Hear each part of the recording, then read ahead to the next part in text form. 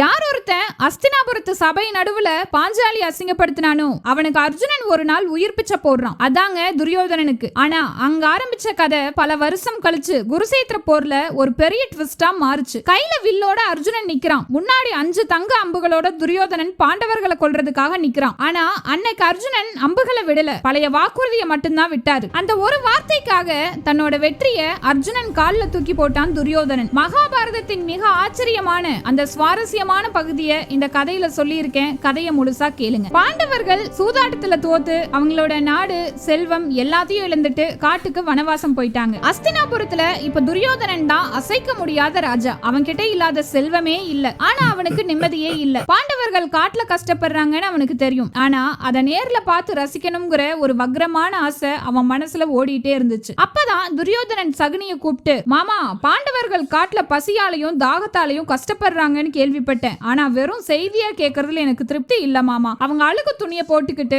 தரையில படுத்து தூங்குறத நான் நேர்ல பார்க்கணும். என்னோட இந்த ராஜ உடைகளையும் நகைகளையும் பார்த்து அவங்க வயிறு எரியணும். அவங்க முன்னாடி நான் ஒரு சக்கரவர்த்தியா போய் நிக்கணும் மாமான்னு சொல்றான். துரியோதனனோட இந்த எண்ணம் சாதாரணமானது இல்ல. இது ஒரு மனுஷனோட மனசுல இருக்கிற மிகப்பெரிய இருட்டு. தான் கிட்ட இருக்கிற சந்தோஷத்தை அனுபவிக்கிறத விட அடுத்தவன் கஷ்டப்படுறத பார்த்து சந்தோஷப்படுறதுலதான் அவனுக்கு வெறி அதிகமா இருந்துச்சு. அப்பதான் சகுனி துரியோதனனோட ஆசைக்கு ஒரு தந்திரமான வழியை சொல்லி கொடுத்தாரு. மருமகனே, நாம சும்மா போனா நல்லா இருக்காது. அங்க இருக்கிற மாடுகளை பராமரிக்கிற கோச யாத்திரை போற மாதிரி ஒரு காரணத்தை சொல்லிட்டு போவோம். அப்பதான் தர்மரால எதையும் கேட்க முடியாதுன்னு சொன்னாரு. அதாவது இந்த திட்டத்தோட விவரம் என்னன்னா, பாண்டவர்கள் தங்கி இருந்த ஸ்தைவனம் காட்டுக்கு பக்கத்துல தான் கௌரவர்களோட மாட்டு தொழுவங்கள் இருந்துச்சு. அங்க இருக்கிற மாடுகளை கணக்கெடுக்கவும் கன்றுகளை பிரிக்கவும் ராஜா நேர்ல போகணுங்கிற ஒரு அரசாங்க காரணத்தை சகுனி உருவாக்குனாரு. நம்ம பாண்டவர்களை பார்க்க போறோம்னு சொல்ல வேணாம், நம்ம மாடுகளை பராமரிக்க போறோம்னு சொல்லி கிளம்புவோம்னு சகுனி சொன்ன உடனே துரியோதனன் ஒத்துக்கிறாரு. ஆனா அந்த திட்டத்துக்குள்ள இருந்த உண்மையான நோக்கம் இதுதான். ஒன்னு,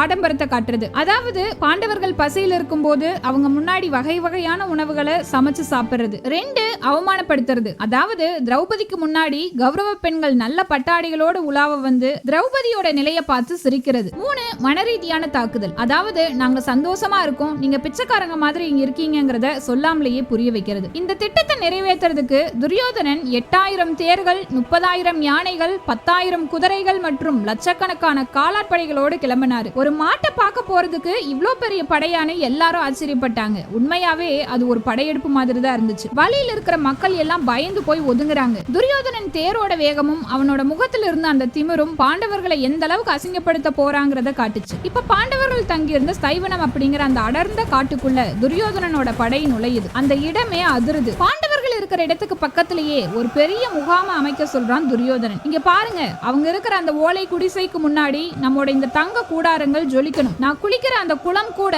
அவங்க கண்ணுல படணும். ஒவ்வொரு நொடியும் அவங்க நம்மளோட இந்த ராஜ வாழ்க்கையை பார்த்து ஏங்கணும்னு பணியாட்களுக்கு கட்டளை போடுறான். வேலை ஆரம்பமாகுது. சாதாரண துணியாலான கூடாரம் இல்லங்க அது. பட்டு துணிகளாலும் தங்க வேலைப்பாடுகளாலுமான பிரம்மாண்டமான கூடாரங்கள் அது. பாண்டவர்கள் ராத்திரியில இருட்டுல இருக்கும் போது துரியோதனனோட கூடாரங்கள்ல ஆயிரக்கணக்கான விளக்குகள் எரியுது. தூரத்துல இருந்து பார்த்தா அந்த காடே ஒரு சொர்க்கம் மாதிரி ஜொலிக்குது. பாண்டவர்கள் காட்டுல கிடைக்கிற காய்கனிகளை சாப்பிடும் போது துரியோதனன் கூடாரத்துல நெய் மணக்க மணக்க அறுசுவை உணவு சமைக்கப்படுது. அந்த வாசம் பாண்டவர்களின் குடிசை வரைக்கும் போற மாதிரி வேணும்னே செய்யறான் துரியோதனன். பாத்தியா கர்ணா, பாத்தியா மாமா, அங்க பாருங்க அந்த பிச்சைக்காரங்களை. நம்ம இங்க பட்டு மெத்தையில படுத்திருக்கோம், அவங்க தரையில படுத்திருக்காங்க. நம்ம கூடாரத்தோட வாசல்ல இருக்கிற ஒரு தூண் விலைக்கு கூட அவங்களோட மொத்த வாழ்க்கையும் வராது அப்படின்னு சொல்லி நக்கலா சிரிக்கிறான். பாண்டவர்கள் அந்த நேரத்துல ரொம்ப எளிமையான வாழ்க்கைய வாழ்ந்துட்டு இருந்தாங்க. துரியோதனன் ஆடம்பரமா கூடாரம் போட்டப்போ அவங்க தர்மத்தோட வழியில தங்களை வருத்திக்கிட்டு இருந்தாங்க. தர்மர் அங்க இருக்க முனிவர்களோட உட்கார்ந்து ஆன்மீக விஷயங்களை விவாதிச்சுட்டு இருந்தாரு. அவருக்கு துரியோதனன் வர்றது தெரிஞ்சும் அவர் பதட்டப்படல. வந்திருக்கிறது நம்ம தம்பிதான், விருந்தினராவே நினைப்போம் அப்படிங்கிற மனநிலையில தான் இருந்தாரு. ஆனா பீமனுக்கு ரத்தம் கொதிச்சுது. துரியோதனன் போடுற அந்த சாப்பாடு வாசனை, அவனோட தம்பிகள் போடுற கேலி சிரிப்பு எல்லாம் பீமனை ரொம்ப கோபப்படுத்துச்சு. அண்ணா அனுமதி கொடுங்க, இப்பவே போய் அந்த தங்க கூடாரங்களை தரைமட்டம் ஆக்கிட்டு வரேன்னு துடிச்சாரு. ஆனா தர்மர் அவரை தடுத்து நிறுத்தினாரு. அர்ஜுனன் தன்னோட ஆயுதங்களை பராமரிச்சுக்கிட்டும் அடுத்த கட்ட பயிற்சிகளை பத்தியும் யோசிச்சுட்டு இருந்தாரு. துரியோதனன் காட்டுற அந்த பகட்டு அர்ஜுனனை எந்த விதத்திலையும் பாதிக்கல. கௌரவ பெண்கள் நல்ல பட்டாடிகளோட நகைகளோட வந்து திரௌபதி இருக்கிற குடிசை பக்கமா நடக்கிறதும் திரௌபதியோட எளிமையான உடைய பார்த்து கிண்டலா சிரிக்கிறதையும் திரௌபதி பொறுத்துட்டு இருந்தா. துரியோதனன் சும்மா கூடாரம் மட்டும் போடல, பாண்டவர்களை நிம்மதியா இருக்க விடாம சில வேலைகளை செஞ்சான். பாண்டவர்கள் தங்கியிருந்த பகுதிக்கு ரொம்ப பக்கத்துல வந்து மிருகங்களை வேட்டையாடி சத்தம் போட்டான். பாண்டவர்கள் தண்ணி குடிக்கவும் குளிக்கவும் பயன்படுத்துற அந்த குளத்தை சுத்தி தன் வீரர்களை நிறுத்தி யாரும் இங்க வரக்கூடாதுன்னு அதிகாரம் பண்ணான். பாண்டவர்களோட தங்கியிருந்த முனிவர்கள் யாகம் வளர்க்கும் போது வேணும்னே அங்க போய் கூச்சலிட்டு இடையூறு செஞ்சான். துரியோதனன் நினைச்சான் இதையெல்லாம் பார்த்து பாண்டவர்கள் கோவப்பட்டு சண்டைக்கு வருவாங்க, அப்போ அவங்கள சுலபமா ஜெயிச்சிடலாம்னு. ஆனா பாண்டவர்கள் பொறுமையா இருந்தாங்க. துரியோதனன் அங்க வந்ததே பாண்டவர்களுக்கு தொல்லை கொடுக்கத்தான் இல்லையா? சைவனம் காட்டுல இருந்த அந்த குளம் பாக்குறதுக்கு ரொம்ப அழகா தெள்ள தெளிவான தண்ணியோட இருந்துச்சு. வெயில் நேரத்துல அந்த குளிர்ந்து இருக்கிற தண்ணியில தன் தம்பிகளோடவும் மத்தவங்களோடவும் சந்தோஷமா விளையாடணும்னு துரியோதனன் நினைச்சான். அது மட்டும் இல்லாம அந்த அழகான இடம் ஊர்ல இருக்கிற யாருக்கும் இல்ல, தனக்கு தான் சொந்தம்னு காட்டிக்க ஆசைப்பட்டான். அது போக பாண்டவர்கள் தண்ணி எடுக்கிற அதே இடத்துல தான் ரொம்ப ராஜபோகமா குளிக்கணும், அதை அவங்க பார்க்கணும்னு ஒரு வக்ர புத்தி அவனுக்கு இருந்தது. ஆனா அந்த இடம் சித்திரசேனன் அப்படிங்கிற கந்தர்வ ராஜாவுக்கு சொந்தமானது. அவரோட ஆட்கள் தடுத்தப்போ துரியோதனன் தன் அதிகார திமிரால இந்த குளத்தை சுத்தி இப்பவே என்னோட தனிப்பட்ட கூடாரத்தை போடுங்க, வேற யாரும் இங்க வரக்கூடாதுன்னு உத்தரவு போட்டான். கௌரவ வீரர்கள் குளத்துக்கிட்ட போனப்போ அங்க கந்தர்வ வீரர்கள் காவலுக்கு நின்னுட்டு இருந்தாங்க. கௌரவ வீரர்கள் டே இங்கிருந்து ஓடி போங்க, இது குருவம்சத்து ராஜா துரியோதனன் தங்குற இடம்னு மிரட்டினாங்க. அதுக்கு கந்தர்வர்கள் இந்த குளம் தேவர்களுக்கும் கந்தர்வ ராஜா சித்திரசேனனுக்கும் சொந்தமானது, நீங்க ஒரு அடி கூட முன்னாடி வரக்கூடாதுன்னு தடுத்து நிறுத்தினாங்க. இத தூரத்துல இருந்து பார்த்த துரியோதனனுக்கு கோபம் தலைக்கேறிச்சு. நான் யார் தெரியுமா? அஸ்தினாபுரத்தோட ராஜா, என்னையே தடுக்கிறீங்களா? அடிச்சு விரட்டுங்க இவனுங்களான்னு கத்தனான். துரியோதனன் சொன்ன உடனே கௌரவ படைகள் கந்தர்வர்கள் மேல பாஞ்சாங்க. ஆரம்பத்துல இது ஒரு சாதாரண மோதலா தான் இருந்தது. ஆனா கந்தர்வர்கள் திருப்பி தாக்க ஆரம்பிச்சதும் நிலைமை மோசமாச்சு. கௌரவ படைகள் கந்தர்வர்களை கொஞ்சம் கொஞ்சமா காயப்படுத்தினப்போ அந்த செய்தி கந்தர்வ ராஜா சித்திரசேனனுக்கு போச்சு. அவர் கோபத்தோட போர்க்களத்துக்கு வந்தாரு. சித்திரசேனன் வந்த உடனே சாதாரணமா இருந்த சண்டை ஒரு பயங்கரமான போரா மாறுச்சு. அவர் வந்த வேகத்துல கௌரவ படைகள் நிலை குலைஞ்சு போனாங்க. துச்சாதனன், விகர்ணன் இவங்க எல்லாம் ஒண்ணு சேர்ந்து சித்திரசேனனை எதிர்த்து நிக்க துரியோதனன் அவனோட மிகப்பெரிய நம்பிக்கையா இருந்த கர்ணனை பார்த்து கத்துறான். கர்ணா, இந்த கந்தர்வர்களை இப்பவே துவம்சம் பண்ணு, இவங்களுக்கெல்லாம் நம்ம கௌரவ படையோட பலம் என்னன்னு தெரியட்டும்னு. கர்ணன் தன்னோட வில்லை எடுத்து அம்புகளை மலையா பொழிஞ்சாரு. கர்ணனோட அம்பு வேகம் சாதாரணமானது இல்ல, அது கந்தர்வர்களோட படைய ஆரம்பத்துல சிதறடிச்சது. ஆனா கந்தர்வர்களோட ராஜா சித்திரசேனன் சாதாரண வீரன் இல்ல, அவர் மாயா யுத்தம் அப்படிங்கிற தந்திரத்துல மிகப்பெரிய கில்லாடி. வானத்துல இருந்து கந்தர்வர்கள் ஆயிரக்கணக்கில் பெருகிட்டே இருந்தாங்க. கர்ணன் ஒரு அம்ப விட்டா அதுக்கு எதிராக கந்தர்வர்கள் 10 மாய அம்புகளை விடுவாங்க. கர்ணனோட தேரை சுத்தி கந்தர்வர்கள் ஒரு மிகப்பெரிய மாய வலையை உருவாக்குனாங்க. இந்த இடத்துல தான் ஒரு முக்கியமான திருப்பம் நடக்குது. கர்ணனோட தேரை கந்தர்வர்கள் சுத்தி வளைச்சு அவரோட தேர் குதிரைகளையும் தேரோட்டியையும் கொன்னுட்டாங்க. கர்ணனுக்கு தரையில நின்னு சண்டை போட வேண்டிய நிலைமை வந்துச்சு. அது மட்டும் இல்லாம கந்தர்வர்கள் வானத்துல மறைஞ்சு நின்னு தாக்குனாங்க. கண்ணுக்கு தெரியாத எதிரி கூட எவ்வளவு நேரம் தான் சண்டை போட முடியும்? கர்ணனோட ஆயுதங்கள் எல்லாம் அந்த மாயைக்கு முன்னாடி வேலை செய்யல. கர்ணன் யோசிச்சாரு, இப்போதைக்கு இங்கிருந்து தப்பிச்சு போய் ஒரு பெரிய படையோட திரும்பி வரதுதான் புத்திசாலித்தனம்னு முடிவு பண்ணி விகர்ணனோட சேர்ந்து அவருடைய தேரில் ஏறி போர்க்களத்தை விட்டு கிளம்பிட்டார். சகுனிக்கு சண்டைனாலே ஆகாது, அவர் தேருக்கு பின்னாடி ஒளிஞ்சிட்டு இருந்தாரு. கர்ணனே ஓடுறத பார்த்ததும் மருமகனே இனி இது வேலைக்கு ஆகாதுன்னு சொல்லிட்டு ஓட்டம் பிடிச்சிட்டாரு. கடைசியில துரியோதனன் மட்டும் தனியா நிக்கிறான். கந்தர்வர்கள் அவனை சுத்தி வளைச்சு அவனோட கைகளை பின்னாடி கட்டினாங்க. அந்த ராஜ உடையோட இருந்த துரியோதனனை ஒரு கூண்டுல அடைச்சு இழுத்துட்டு போறாங்க. துரியோதனன் போடுற சத்தம் ஐயோ காப்பாத்துங்க, என்ன காப்பாத்துங்கன்னு பாண்டவர்கள் தங்கியிருந்த குடிசை வரைக்கும் கேக்குது. பீமன் அந்த சத்தத்தை கேட்ட உடனே குசி ஆயிட்டாரு. பாத்தீங்களா அண்ணா, நமக்காக தெய்வமே இன்னைக்கு பழி வாங்கிருச்சு. நம்மள அசிங்கப்படுத்த வந்தவன் இன்னைக்கு உலகமே பார்க்க அசிங்கப்பட்டு நிக்கிறான். இவன் செத்தாதான் நமக்கு நிம்மதி, பேசாம இருங்க, சந்தோஷமா வேடிக்கை பாப்போம்னு சொல்லி சிரிக்கிறாரு. அர்ஜுனன் தன்னோட வில்லை எடுத்துக்கிட்டு போலாமா வேணாமான்னு ஒரு நிமிஷம் யோசிக்கிறாரு. ஏன்னா துரியோதனன் செஞ்ச அநியாயங்கள் அவரோட கண்ணு முன்னாடி வந்து போகுது. ஆனா தர்மரோட முகத்தை பார்த்ததும் அண்ணனோட கட்டளைக்காக காத்திருக்காரு. திரௌபதிக்கு அந்த சத்தம் கேட்கும் போது பழைய ஞாபகங்கள் எல்லாம் வருது. சபை நடுவுல துரியோதனன் தன்னை அவமானப்படுத்தினதுக்கு இதுதான் சரியான தண்டனைன்னு அவங்க நினைக்கிறாங்க. ஆனா ஒரு பெண்ணுக்கே உரிய கருணையோட அமைதியா இருக்காங்க. நகுலன், சகாதேவன் இவங்க 2 பேரும் தர்மரோட முகத்தையே பாக்குறாங்க. அண்ணன் என்ன சொல்றாரோ அதை செய்ய தயாரா நிக்கிறாங்க. தர்மர் மட்டும் மத்தவங்க மாதிரி சந்தோஷப்படல. அவர் ரொம்ப அமைதியா பீமனை பார்த்து ஒரு விஷயம் சொல்றாரு.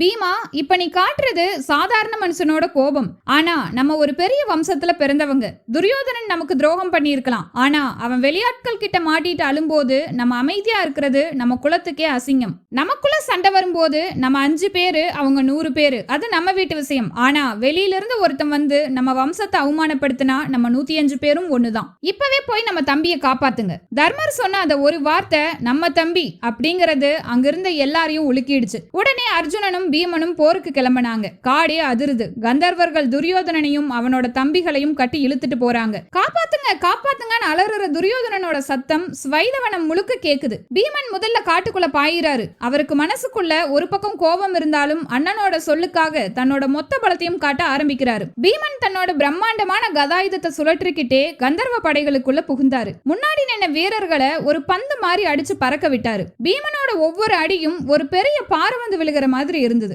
கந்தர்வர்களோட தேர்களை ஒரே அடியில் அடிச்சு தரமட்டமாக்குனாரு. கந்தர்வர்கள் தங்களோட பெரிய யானை படைகளை வச்சு பீமனை சுத்தி வளைக்க பார்த்தாங்க. ஆனா பீமன் பயப்படல. அந்த யானைகளோட தும்பிக்கையை பிடிச்சு சுழற்றி எரிஞ்சாரு. பீமனோட ஆக்ரோஷத்தை பார்த்து கந்தர்வ வீரர்கள் இவ மனுஷனா இல்ல அசுரனான்னு பயந்து ஓட ஆரம்பிச்சாங்க. கந்தர்வர்கள் என்னதான் வானத்துல பறந்தாலும் தரையில இருந்து அவங்களோட முக்கியமான வீரர்களை பீமன் மொத்தமா காலி பண்ணிட்டாரு. கந்தர்வர்களோட மந்திர கோட்டைகளை தன்னோட கைகளாலேயே இடிச்சு தரைமட்டமாக்கினாரு.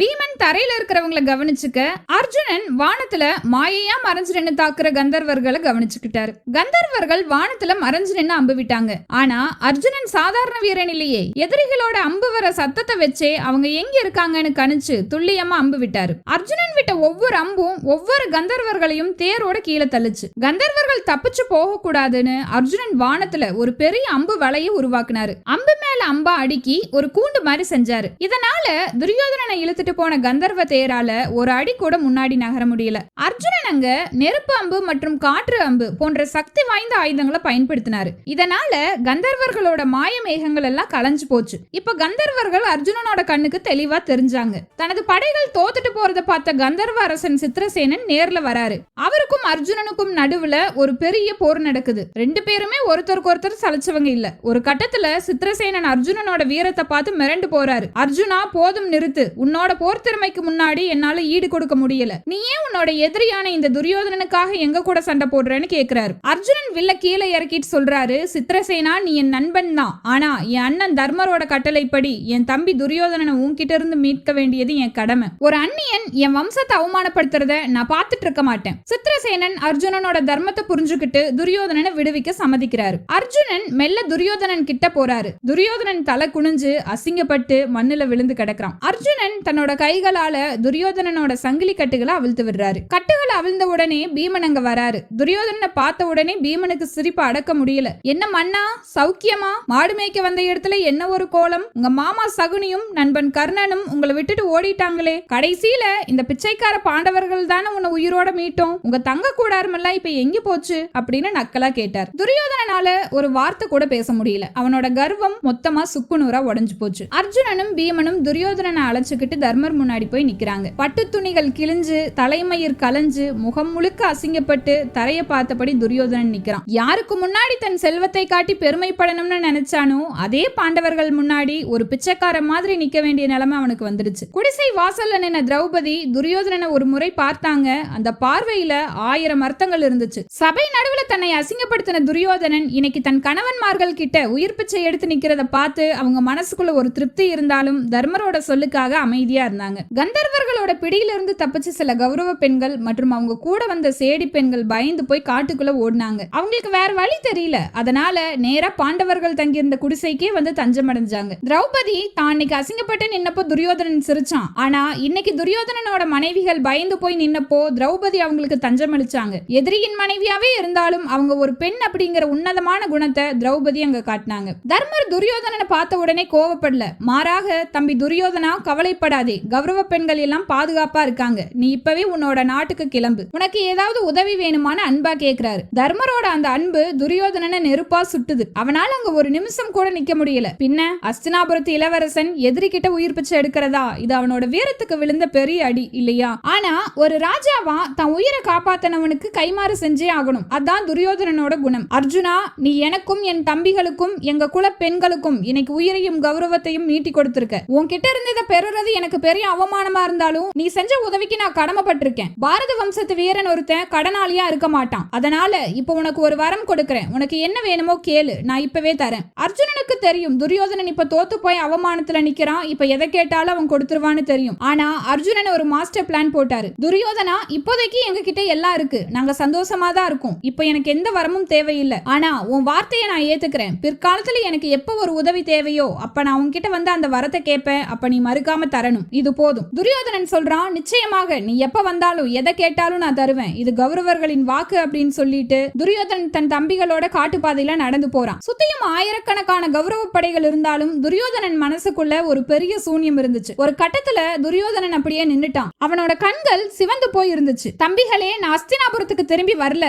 எதிரிகிட்ட உயிர் பிச்சை எடுத்ததுக்கு அப்புறம் நான் எதுக்கு வாழணும்? இந்த உலகமே என்ன பார்த்து சிரிக்கும். கர்ணன் ஓடிட்டான், சகுனி ஓடிட்டான், ஆனா அந்த பாண்டவர்கள் என்னை காப்பாத்திட்டாங்க. இந்த வழி எனக்கு சாவு கொடுக்கற வழியை விட அதிகமா இருக்கு. நான் இங்கேயே உண்ணா நோம்பு இருந்து என் உயிரை விட போறேன்னு சொல்லி தரையிலேயே உட்கார்ந்துட்டான். விஷயம் தெரிஞ்ச சகுனி பதறி போய் ஓடி வந்தாரு. மருமகனே, என்ன காரியம் பண்ற? தர்மம் வரம் இதெல்லாம் ஒரு ராஜதந்திரம். அவங்க உன்னை காப்பாத்தினது அவங்களோட பலவீனம், ஆனா நீ உயிரோடு இருக்கிறது நம்ம பலம். இப்ப நீ செத்து போனா பாண்டவர்களுக்கு தான் கொண்டாட்டம், உயிரோட இருந்தாதான் பழி வாங்க முடியும்னு தந்திரமா பேசினாரு. பாதி வழியில ஓடி போன கர்ணன் மெல்ல துரியோதனனை வந்து சந்திக்கிறாரு. அந்த சந்திப்பு ரொம்ப உருக்கமா இருந்தது. நண்பா, என்ன மன்னிச்சிடு. அந்த கந்தர்வர்களோட மாயை போர்ல என் அஸ்திரங்கள் வேலை செய்யல. என் தேர் உடைஞ்சு போனதால நான் பின்வாங்க வேண்டியதா போச்சு. நீ கைதியானது எனக்கு பெரிய அவமானம்னு சொல்லி கர்ணன் வருத்தப்பட்டாரு. துரியோதனன் கர்ணனை தழுவிக்கிட்டு, பரவாயில்ல நண்பா, ஆனா பாண்டவர்கள் என்னை காப்பாத்தின அந்த அசிங்கத்தை என்னால மறக்க முடியல. அந்த அர்ஜுனன் என் கட்டுகளை அவிழ்த்தப்போ என் கௌரவம் செதஞ்சு போச்சு. அதை மீட்க நீ தான் எனக்கு உதவணும்னு சொன்னான். சத்தியமா சொல்றேன் துரியோதனா, ஒரு நாள் வரும், அன்னைக்கு அந்த அர்ஜுனனை இதே மாதிரி உன் கால்ல விழ வைக்கலனா என் பேரு கர்ணன் இல்ல அப்படின்னு ஒரு பயங்கரமான சபதத்தை கர்ணன் எடுத்தாரு. பேச்சுவார்த்தைகள் முடிஞ்சு துரியோதனன் அஸ்தினாபுரத்துக்கு கிளம்பியாச்சு. துரியோதனன் அஸ்தினாபுரத்துக்குள்ள நுழையும் போது மக்கள் எல்லாரும் அமைதியா இருந்தாங்க.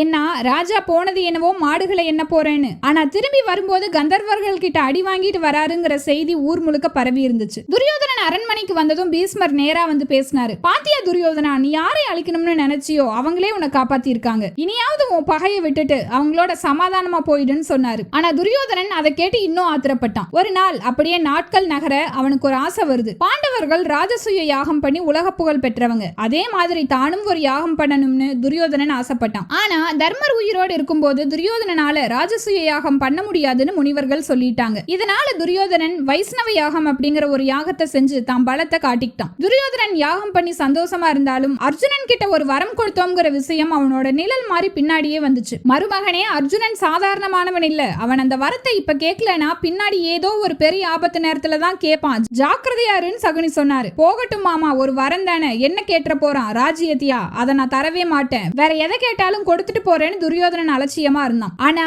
அந்த வரம் ஒரு நாள் பீஸ்மரோட அந்த 5 தங்க அம்புகளா மாறும்னு அவன் கனவுல கூட நினைக்கல. நண்பர்களே, துரியோதனன் காட்டுல இருந்து திரும்பி வந்தது ஒரு சாதாரண பயணம் இல்ல. அது அவனோட மனசுல இருந்த பொறாமை இன்னும் அதிகமானதுக்கான ஒரு காரணம். ஒருத்தர் நமக்கு நல்லது பண்ணா அவங்களுக்கு நன்றி சொல்லணும். ஆனா துரியோதனன் அந்த நன்றியை ஒரு வரமா கொடுத்துட்டு மனசுக்குள்ள பகையை வளர்த்துக்கிட்டான். காலங்கள் உருண்டோடுச்சு. மகாபாரத போர் நடந்துட்டு இருக்கு. குருசேத்திர போர்க்களம் 9ஆம் நாள் இரவு. கௌரவ தரப்பில் ஒரு மிகப்பெரிய பதற்றம் நிலவுது. பாண்டவ படைகள் பீஸ்மரின் அம்புகளுக்கு பலியாகிட்டு இருந்தாலும் பாண்டவர்கள் 5 பேரும் இன்னும் உயிரோடவே இருக்கிறது துரியோதனனுக்கு பெரிய எரிச்சலை தருது. அந்த எரிச்சல் தான் நடக்க போற மாபெரும் சம்பவத்துக்கு ஆரம்ப புள்ளி. அது இரவு நேரம். போர்க்களமே அமைதியா இருக்கு. துரியோதனன் கோபத்தோட பீஸ்மரோட கூடாரத்துக்குள்ள நுழையிறான். அவன் முகத்துல நிம்மதி இல்ல. தாத்தா, என்ன நடக்குதுங்க? உங்ககிட்ட இல்லாத அஸ்திரங்களா? உங்க வீரத்துக்கு முன்னாடி அந்த பாண்டவர்கள் எம்மாத்திரம். ஆனா 9 நாள் முடிஞ்சும் 5 பேரும் ஒரு கீறல் கூட இல்லாம இருக்காங்களே. ஒருவேளை உங்களுக்கு அவங்க மேல இருக்கிற பாசம் உங்க வீரத்தை மறைக்குதோன்னு எனக்கு தோணுது. நீங்க மனசு வச்சா ஒரே நாள்ல இந்த போரை முடிச்சிருக்கலாம். ஆனா நீங்க ஏனோ தயங்குறீங்க.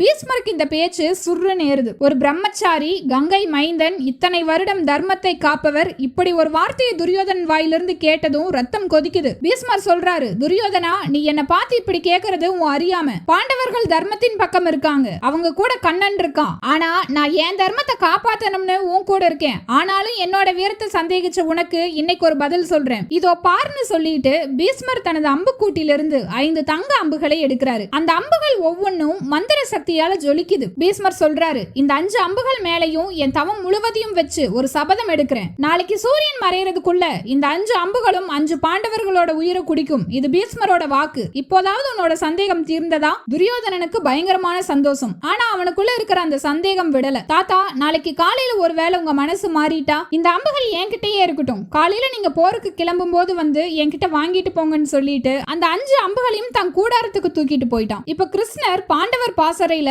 அமைதியா சிரிச்சிட்டு இருக்காரு. ஏன்னா கிருஷ்ணருக்கு தெரியும் பீஸ்மர் எடுத்த சபதம் எவ்வளவு வலிமையானதுன்னு. பீஸ்மர் ஒரு முறை அம்பு விட்டா அது இலக்கை தப்பாது. பாண்டவர்களை காப்பாத்த அவர் ஒரு திட்டம் போடுறாரு. கிருஷ்ணர் அர்ஜுனனை தற்காலிகமா தூங்க விடாம எழுப்புறாரு. அர்ஜுனா, கிளம்பு, இன்னைக்கு இரவு இரவுதான் உன்னோட வரத்தை நீ பயன்படுத்த வேண்டிய நேரம்னு சொல்றாரு. அர்ஜுனன் கேக்குறாரு, என்ன வரம் கிருஷ்ணா, புரியலையே. அதுக்கு கிருஷ்ணன், மறந்துட்டியா அர்ஜுனா, சில வருஷங்களுக்கு முன்னாடி துவைதவனம் காட்டுல கந்தர்வர்கள் கிட்ட இருந்து துரியோதனனை நீ மீட்டப்போ அவன் உனக்கு ஒரு வரம் தரேன்னு சொன்னானே, அந்த வரம் இப்போ உன் கையில இருக்கு. போ, இப்பவே துரியோதனன் கூடாரத்துக்கு போய் பீஷ்மர் அவன் கிட்ட கொடுத்த அந்த 5 தங்க அம்புகளை கேட்டு வாங்கிட்டு வா. அர்ஜுனனுக்கு தயக்கம். கிருஷ்ணா இப்பவா, எதிரி கூடாரத்துக்கு போறதா? ஆனா கிருஷ்ணரோட பார்வைக்கு அர்ஜுனன் கட்டுப்படுறாரு. துரியோதனன் தன் கூடாரத்துல அந்த 5 அம்புகளையும் பார்த்து பெருமையா பேசிட்டு இருக்கான். அப்ப திடீர்னு அர்ஜுனன் உள்ள வராரு. துரியோதனன் அதிர்ந்து போறான். அர்ஜுனா, நீயா? போர் நடக்கும் போது இப்படி இரவுல வரது முறையா? ஆனா நீ என் விருந்தினன், உனக்கு என்ன வேணும்? உணவு வேணுமா இல்ல ராஜ்யத்தையே விட்டு தர சொல்ல போறியான்னு ஏளனமா சிரிக்கிறான். அதுக்கு அர்ஜுனன், இல்ல துரியோதனா, உன்கிட்ட இருந்து பிச்சை எடுக்க நான் வரல.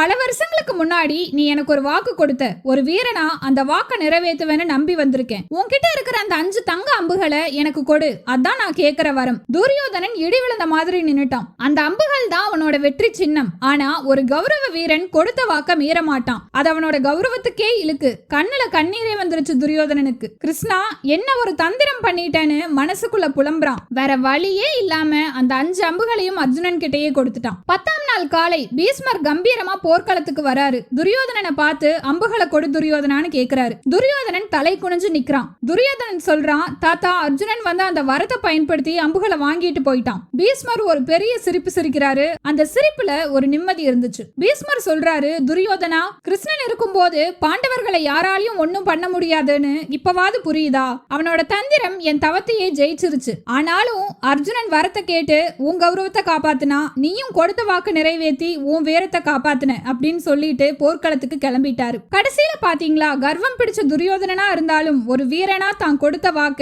அவன் மீறல. அன்னைக்கு காட்டுல அர்ஜுனன் செஞ்ச அந்த ஒரு உதவிதான் பின்னாடி பாரத போர்ல பாண்டவர்கள் 5 பேரோட உயிரையும் காப்பாத்துச்சு. நம்ம வாழ்க்கையிலும் நம்ம செய்யற சின்ன சின்ன உதவிகள் என்னைக்குமே வீண் போகாது. அது ஏதோ ஒரு ரூபத்துல நமக்கு திரும்பி வருங்கிறதுக்கு இந்த தங்க அம்புகள் கதை ஒரு பெரிய பாடம். இந்த கதையில உங்களுக்கு பிடிச்ச கேரக்டர் எது? தர்மம் பார்த்த தர்மரா, இல்ல உயிரை காப்பாத்தின அர்ஜுனனா, இல்ல கொடுத்த வாக்கை நிறைவேற்றின துரியோதனனா? கீழே கமெண்ட்ல சொல்லுங்க. இந்த வீடியோ பிடிச்சிருந்தா லைக் பண்ணுங்க, உங்க நண்பர்களுக்கும் ஷேர் பண்ணுங்க. இது மாதிரி இன்னும் பல மகாபாரத ரகசியங்களை தெரிஞ்சுக்க நம்ம சேனலை சப்ஸ்கிரைப் பண்ணிக்கோங்க. இருள் விலகட்டும், அறிவு ஓங்கட்டும், தேடல் தொடரட்டும். அறத்தின் பாதையில் மீண்டும் இணைவோம். நன்றி, வணக்கம்.